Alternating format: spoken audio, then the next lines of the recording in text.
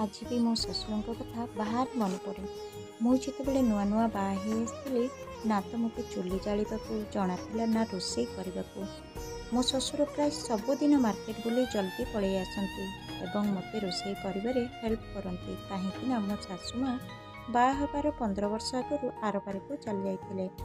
मो शशुर मो निज बाबा कम नथिले। मो शशुर को मुझे भी मो शशुर बोली भाविनी, मो बापा बोली भावी एवं मो शशुर केबे भी मते बहु बोली भावु नथिले। तांका झियो भली मते खूब भल पाउथिले। मने अछि मोर सेही दिन जो दिन कि मु बिछणारे सोई अनर्गल बांती करुथिली एवं मो शशुर ताकू काढ़ी सफा करथिले। आश्चर्य लागिथिला से दिन कि केमिति गोटे मनीष एते मात्रा रे परघरु आनिथिबा झियो को निज झियो बोली भावी थांती। एमिति कि मो शशुर केबे मार्केट गले खाली हाथ रे आसु नथिले। मो पई किछि ना किछि नेकी आसुथिले। खाइबा जिंस